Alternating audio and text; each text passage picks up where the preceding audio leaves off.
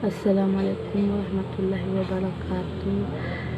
Puji syukur kita panjatkan kehadirat Allah Subhanahu wa Ta'ala atas berkat rahmat dan hidayahnya kita bisa mempresentasikan materi saya, yaitu materi belajar dan pembelajaran sistem online. Dan tak lupa pula kita kirimkan salam dan salawat kepada Baginda Muhammad Sallallahu Alaihi Wasallam. Perkenalkan, nama saya Farida, NIM 192 504 0008, jurusan Pendidikan Teknik Elektronika, Fakultas Teknik. Izinkan saya membaca materi saya, yaitu konsep belajar dan pembelajaran. Hakikat belajar. Belajar yaitu suatu kegiatan di mana seseorang membuat atau menghasilkan sesuatu yang baru, baik dari segi efektif, kognitif maupun psikomotor. Sedangkan hakikat pembelajaran yaitu suatu kegiatan yang dilakukan agar proses belajar dapat berjalan efektif dan efisien. Pengertian belajar.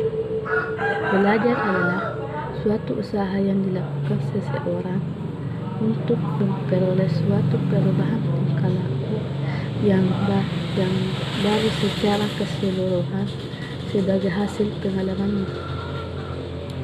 Belajar merupakan aktivitas atau pengalaman yang menghasilkan perubahan pengetahuan, sikap, dan keterampilan yang bersifat penambahan maupun pengurangan yang tentunya tidak dikehendaki.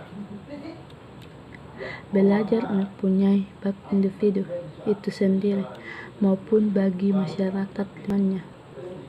Bagi individu, kemampuan untuk belajar secara terus-menerus akan memberikan sumbangan terhadap perkembangan kualitas hidup. Sedangkan bagi masyarakat, belajar mempunyai peran yang sangat vital dalam mentransfer budaya, generasi moral, serta pengetahuan dari generasi ke generasi.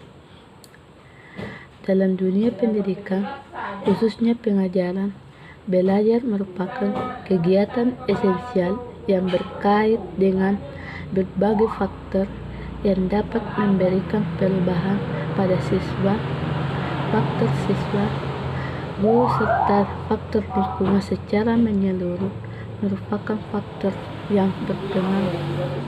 Jadi, belajar dapat diartikan sebagai proses mendapatkan pengetahuan, pengaruh baca, dan menggunakan pengalaman sebagai pengetahuan yang mampu merubah perilaku pada individu yang berupa kemampuan, keterampilan, dan sikap. Lalu, apa kaitannya belajar dengan pembelajaran? Pembelajaran adalah komunikasi dua arah. Mengajar dilakukan oleh guru, sedangkan belajar dilakukan oleh peserta didik. Pembelajaran adalah proses interaksi peserta didik dengan pendidik dan sumber belajar pada suatu lingkungan belajar melalui pembelajaran. Guru memberikan bantuan agar dapat terjadi proses pemerolehan ilmu dan pengetahuan, penguasaan kemahiran dan tabiat, serta pembentukan sikap dan kepercayaan pada peserta didik. Dengan kata lain, pembelajaran adalah proses untuk membantu peserta didik agar dapat belajar dengan baik. Dengan memahami konsep belajar dan pembelajaran, serta kaitan antara keduanya, diharapkan Anda dapat melakukan pembelajaran yang bermakna dengan hasil belajar yang maksimal. Ciri-ciri belajar. Siswa bertindak belajar atau pembelajar. Kedua, memperoleh sesuatu yang baru pada diri pembelajar. Yang ketiga, sembarang tempat dan sepanjang hayat atau seumur hidup. Yang ketiga, motivasi belajar kuat. Yang kelima, dapat memecahkan masalah, mempertinggi martabat pribadi. Yang keenam, hasil belajar sebagai dampak pengajaran dan pengiring.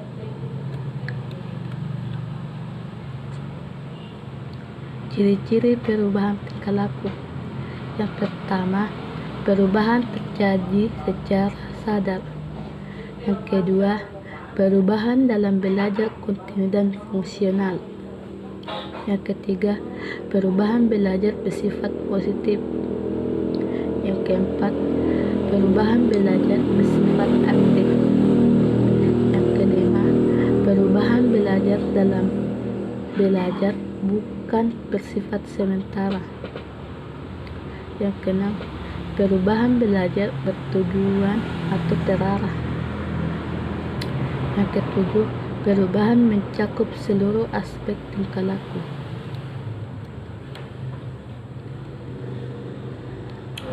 Jenis-jenis belajar. Yang pertama, belajar bagian. Yang kedua, belajar dengan wawasan. Yang ketiga, belajar diskriminatif. Yang keempat, belajar global. Yang kelima, belajar insidental. Yang keenam, belajar instrumental. Yang ketujuh, belajar intensional. Yang kedelapan, belajar laten. Yang kesembilan, belajar mental. Yang ke-10, belajar produktif. Yang ke-11, belajar verbal. Kebijakan tentang konsep belajar dan pembelajaran.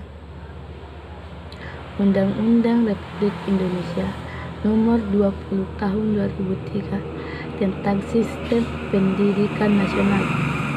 Pasal 1 dinyatakan bahwa konsep pembelajaran adalah suatu interaksi antara peserta didik dengan pendidik dan sumber belajar pada suatu lingkungan belajar. Ketentuan ini membawa implikasi terjadi proses pembelajaran berbasis aneka sumber yang kemungkinan terciptanya suatu situasi pembelajaran yang hidup dan menarik. PP Nomor 19 Tahun 2005 tentang Standar Nasional Pendidikan bahwa proses pembelajaran pada satuan pendidikan diselenggarakan secara interaktif, inspiratif, menyenangkan, menantang, memotivasi peserta didik untuk berpartisipasi aktif, serta memberikan ruang yang cukup bagi prakarsa, kreativitas, dan kemandirian sesuai dengan bakat, minat, dan perkembangan visi serta fisiologis peserta didik. Sebelum UU dan PP dijelaskan di atas, konsep pembelajaran yang diundangkan di dunia pendidikan sekolah masih mengenai konsep teaching atau pengajaran. Konsep pengajaran terlalu teacher oriented atau berorientasi ke guru satu-satunya sumber informasi. Komunikasi berjalan satu arah dan guru. Konsep pengajaran terlalu berorientasi ke guru satu-satunya sumber informasi. Komunikasi berjalan satu arah dan guru ke siswa. Sedangkan konsep pembelajaran dalam praktik kebalikan dari konsep pengajaran, menerapkan proses pembelajaran seperti yang diamanatkan di dalam dua ketentuan yuridis tersebut, Undang-Undang Sisdiknas Nomor 20 Tahun 2003 dan PP Nomor 19 Tahun 2005. Belajar merupakan usaha seseorang untuk membangun pengetahuan dalam dirinya. Pandan PP, dalam proses belajar terjadi perubahan dan peningkatan mutu kemampuan. pengetahuan dan keterampilan siswa, baik segi kognitif, psikomotorik, maupun afektif. Program pembelajaran belajar. Guru sebagai pendidik melakukan rekayasa pembelajaran dilakukan berdasarkan kurikulum yang berlaku. Siswa sebagai pembelajar di sekolah dikiliki kepribadian, pengalaman, dan tujuan. Guru menyusun desain instruksional untuk pembelajaran siswa. Guru menyelenggarakan kegiatan belajar mengajar. Guru bertindak mengajar di sekolah atau di kelas dengan maksud membelajarkan siswa. Siswa bertindak belajar artinya mengalami proses dan peningkatan kemampuan mentalnya. Ciri-ciri pembelajaran. Siswa yang mengalami perubahan memperoleh perubahan mental internal pada diri pembelajar, kemauan mengubah diri, terjadinya perubahan positif, memperbaiki kemajuan mental, kemajuan ranah kognitif, afektif, dan psikomotor. Model pembelajaran berdasarkan Permendikbud dalam K13. Yang pertama, sintak model discourse learning. Pemberian rangsangan atau stimulation. Yang kedua, pernyataan atau identifikasi masalah. Yang ketiga, pengumpulan data. Yang keempat, pembuktian. Yang kelima, menarik simpulan atau generalisasi. Yang kedua, sintak model inquiry learning. Orientasi masalah, pengumpulan data dan verifikasi, pengumpulan data melalui eksperimen, pengorganisasian dan formulasi eksplanasi, analisis proses inquiry. Yang ketiga, sintak model problem based learning. Mengidentifikasi masalah, menetapkan masalah melalui berpikir tentang masalah dan menyeleksi informasi, mengembangkan solusi melalui pengidentifikasian alternatif, tukar pikiran, dan mengecek perbedaan pendapat, melakukan tindakan strategis, melihat ulang dan mengevaluasi pengaruh-pengaruh dari solusi. Yang keempat, sintak atau tahapan model pembelajaran project based learning. Penentuan pertanyaan mendasar, mendesain perencanaan proyek, menyusun jadwal, menyusun peserta didik dan kemajuan proyek, menguji hasil, menguji pengalaman. Teori-teori belajar. Belajar sebagai suatu proses berfokus pada apa yang terjadi ketika belajar berlangsung. Teori belajar adalah upaya untuk menggambarkan bagaimana orang dan hewan belajar sehingga membantu kita memahami proses kompleks dan pembelajaran. Macam-macam teori belajar.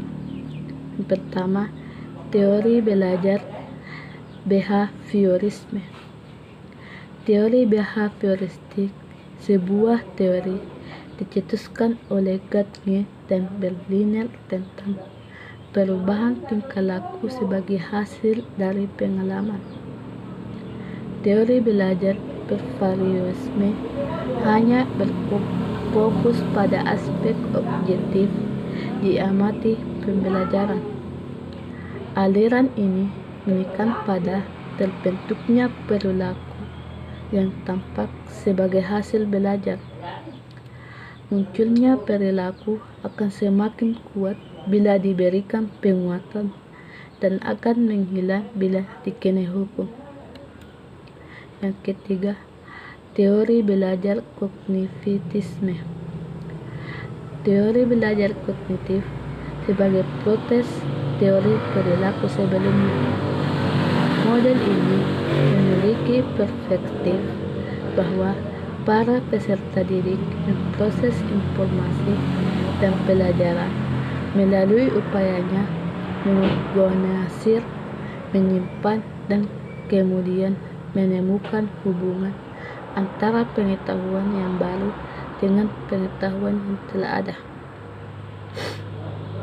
Model ini menekankan pada bagaimana masing-masing diproses.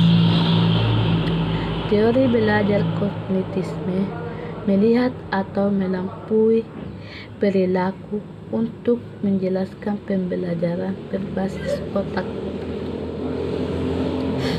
Teori belajar konstruktivisme. Konstruksi berarti bersifat membangun dalam konteks filsafat pendidikan. Konstruktivisme merupakan landasan berpikir atau filosofi pembelajaran konseptual, yakni bahwa pengetahuan dibangun oleh manusia sedikit demi sedikit yang hasilnya diperluas melalui konteks yang terbatas dan tidak sekoyong-koyong. Pengetahuan bukanlah seperangkat fakta, konsep, atau kaidah siap untuk diambil dengan diingat. Manusia harus mengkonstruksi pengetahuan dan memberikan makna melalui pengalaman nyata. Dengan teori konstruktivisme, siswa dapat berpikir untuk menyelesaikan masalah, mencari ide, dan membuat keputusan.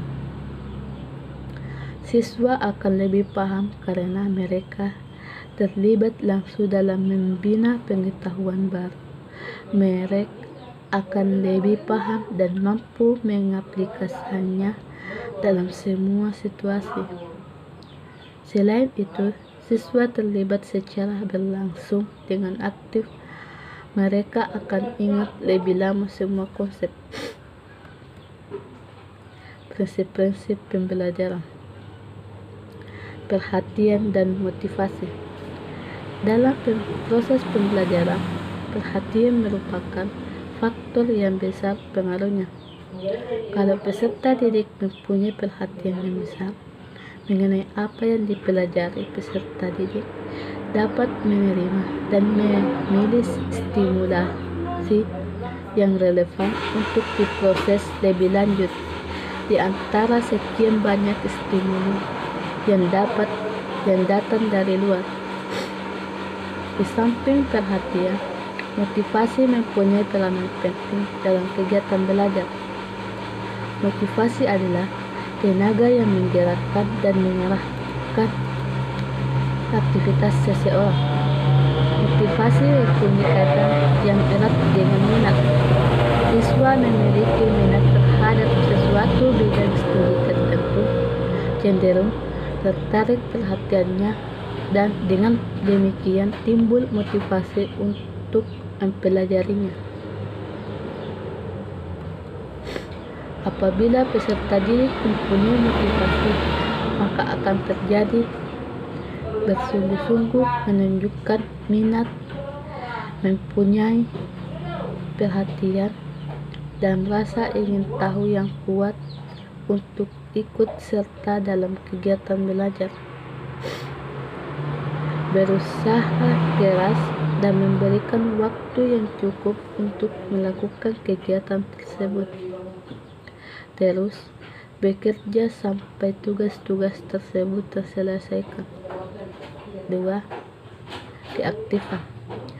John Dewey mengemukakan bahwa belajar adalah menyangkut apa yang harus dikerjakan siswa untuk dirinya sendiri, maka inisiatif harus datang dari dirinya sendiri. guru hanya sebagai pembimbing dan pengarah. Dalam proses belajar, siswa harus menempatkan keaktifan. Keaktifan dapat berupa kegiatan fisik yang mudah diamati maupun kegiatan psikis yang sulit diamati. Kegiatan fisik bisa berupa membaca, mendengar, menulis, berlatih keterampilan-keterampilan, dan memecahkan masalah yang dihadapi, membandingkan suatu konsep dengan yang lain, menyimpulkan hasil. Yang ketiga, keterlibatan langsung atau pengalaman. Belajar haruslah dilakukan sendiri oleh pelajar. Belajar adalah mengalami dan tidak bisa dilimpahkan pada orang lain. Dalam belajar efektif adalah melalui pengalaman. Siswa tidak hanya mengamati, ia harus menghayati, terlibat langsung dalam pembuatan dan tanggung jawab terhadap hasilnya. Pembelajaran itu akan lebih bermakna jika siswa mengalami sendiri apa yang terjadi di pelajarinya, bukan mengetahui dari informasi yang disampaikan guru. Modus pengalaman belajar: 10% dari apa yang kita baca, 20% dari apa yang kita dengar, 30% dari apa yang kita lihat, 50% dari apa yang kita lihat dan dengar, 70% dari apa yang kita katakan, dan 90% dari apa yang kita katakan dan lakukan. 4. Pengulangan. Dalam proses belajar, semakin sering materi pelajaran diulangi, maka semakin ingat dan melekat pelajaran itu dalam diri seseorang. Mengulang besar pengaruhnya dalam belajar karena dengan adanya pengulangan, bahan belum begitu dikuasai serta mudah terlupakan, akan tetap tertanam dalam otak seseorang. Tantangan. Yang kelima, tantangan. Menurut teori ini, belajar adalah berusaha mengatasi hambatan-hambatan untuk mencapai tujuan, agar pada diri anak timbul motif yang kuat untuk mengatasi hambatan dengan baik. Maka bahan pelajaran harus menantang. Tantangan yang dihadapi membuat siswa bersemangat untuk mengatasinya. Bahan pelajaran yang baru yang banyak mengandung masalah yang perlu dipecahkan membuat siswa bertantang untuk mempelajarinya. Penggunaan metode eksperimen, inquiry, discovery juga memberikan tantangan bagi siswa untuk belajar secara lebih giat dan sungguh-sungguh. 6. Balikan dan penguatan. Siswa akan belajar lebih semangat apabila mengetahui dan mendapat hasil yang baik. Apabila hasilnya baik, akan terjadi balikan yang menyenangkan dan berpengaruh baik bagi usaha belajar selanjutnya. Namun, dorongan belajar itu tidak saja dari penguatan yang menyenangkan, tetapi juga tidak menyenangkan, atau adanya penguatan positif maupun negatif dapat memperkuat belajar. 7. Perbedaan individual. Perbedaan individual ini berpengaruh pada cara dan hasil belajar siswa. Karenanya, perbedaan individu perlu diperhatikan oleh guru dalam upaya pembelajaran. Sistem pendidikan klasik kurang memperhatikan masalah perbedaan individual. Umumnya, pelaksanaan pembelajaran di kelas dengan melihat siswa sebagai individu dengan kemampuan rata-rata kebiasaan yang kurang lebih sama Demikian pula dengan pengetahuannya. Pembelajaran kooperatif. Pembelajaran kooperatif secara etimologi mempunyai arti belajar bersama antara dua orang atau lebih, sedangkan CL dalam artian yang lebih luas memiliki definisi yang antara lain adalah belajar bersama melibatkan antara 4 sampai 5 orang bekerja bersama menuju kelompok kerja di mana tiap anggota bertanggung jawab secara individu sebagai bagian dari hasil tak akan bisa dicapai tanpa adanya kerjasama antar kelompok. Dengan kata anggota kelompok saling bergantung secara positif. Pembelajaran kooperatif menggunakan arti keterlibatan secara proaktif antara kelompok yang melibatkan pada proses kognisi, refleksi, dan konasi. Ciri-ciri pembelajaran kooperatif. Peserta didik bekerja dalam kelompok secara kooperatif untuk menuntaskan materi belajarnya. Yang kedua, dibentuk dari peserta didik yang memiliki kemampuan tinggi, sedang, dan rendah. Yang ketiga, bila mana mungkin anggota kelompok berasal dari ras, budaya, suku, jenis kelamin berbeda-beda, serta mereka yang kebutuhan khusus. Penghargaan lebih berorientasi kelompok ketimbang individu. Tujuan pembelajaran kooperatif. Yang pertama, hasil belajar akademik. Pembelajaran kooperatif bertujuan untuk meningkatkan kinerja peserta didik dalam tugas-tugas akademik.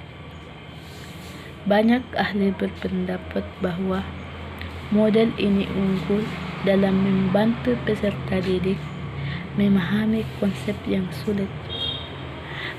Yang kedua, penerimaan terhadap perbedaan individu. Efek penting yang kedua adalah penerimaan yang luas terhadap orang yang berbeda menurut ras, budaya, kelas sosial, kemampuan, dan ketidakmampuan. Yang ketiga, pengembangan keterampilan sosial. Model pembelajaran kooperatif bertujuan mengajarkan kepada peserta didik keterampilan bekerja sama dan kolaborasi. Prinsip-prinsip pembelajaran kooperatif. Terdapat 4 prinsip dasar pembelajaran kooperatif seperti dijelaskan di bawah ini. Bina Sanjaya 2008. Yang pertama, prinsip ketergantungan positif, tanggung jawab perseorangan, interaksi atau tatap muka antar anggota kelompok, partisipasi dan komunikasi. Prosedur strategi pembelajaran kooperatif. Yang pertama, menetapkan tujuan pembelajaran, aktivitas, dan penghargaan. Yang kedua, komposisi kelompok. Yang ketiga, kerjasama yang efektif. Yang keempat, perilaku yang dapat diterima dan tidak diterima. Yang kelima, metode percobaan dan umpan balik. Yang keenam, bantuan dari guru kepada peserta didik. Yang ketujuh, melakukan evaluasi. Konsep pembelajaran konseptual. Pembelajaran konseptual merupakan konsep belajar yang dapat membantu guru mengaitkan antara materi yang diajarkannya dengan situasi dunia nyata peserta didik dan mendorong peserta didik membuat hubungan antara pengetahuan yang dimilikinya dengan penerapannya dalam kehidupan mereka sebagai anggota keluarga dan masyarakat. Untuk memperkuat pengalaman belajar peserta didik, diperlukan pembelajaran yang lebih banyak, bukan sekedar sebagai pendengar yang pasif sebagaimana penerimaan terhadap semua informasi yang disampaikan guru.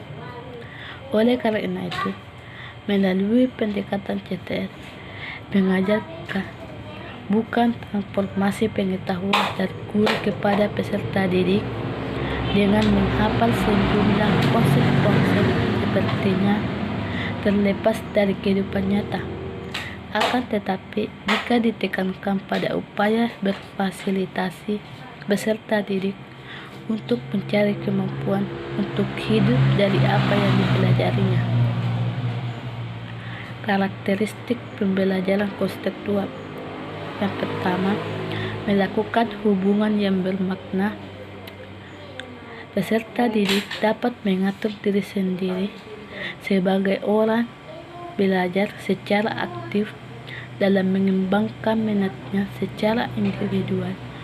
Orang yang dapat bekerja sendiri atau bekerja dalam kelompok, dan orang yang dapat belajar sambil berbuat. Yang kedua, melakukan kegiatan-kegiatan signifikan. Peserta didik membuat hubungan antara madrasah dan berbagai konteks yang ada dalam kehidupan nyata sebagai pelaku bisnis dan sebagai anggota masyarakat. Yang ketiga, belajar yang diatur sendiri. Peserta didik melakukan pekerjaan yang signifikan, ada tujuannya, ada urusannya dengan orang lain, ada hubungannya dengan penentuan pilihan, dan ada produknya atau hasilnya yang sifatnya nyata. Yang keempat, bekerja sama. Peserta didik dapat bekerja sama. Guru membantu peserta didik bekerja secara efektif dalam kelompok, membantu mereka memahami bagaimana mereka saling mempengaruhi dan saling berkomunikasi. Yang kelima, berpikir kritis dan kreatif. Peserta didik dapat menggunakan tingkat berpikir yang lebih tinggi secara kritis dan kreatif, dapat menganalisis, membuat sintesis, memecahkan masalah, membuat keputusan, dan menggunakan logika dan bukti-bukti. Yang keenam, mengasuh atau memelihara pribadi peserta didik. Peserta didik memelihara pribadinya, mengetahui, memberi perhatian, memiliki harapan-harapan yang tinggi, memotivasi, dan memperkuat diri sendiri. Peserta didik dapat berhasil. Tanda dukungan orang dewasa. Peserta didik menghormati temannya dan juga orang dewasa. Yang ketujuh, mencapai standar yang tinggi. Peserta didik mengenal dan mencapai standar yang tinggi,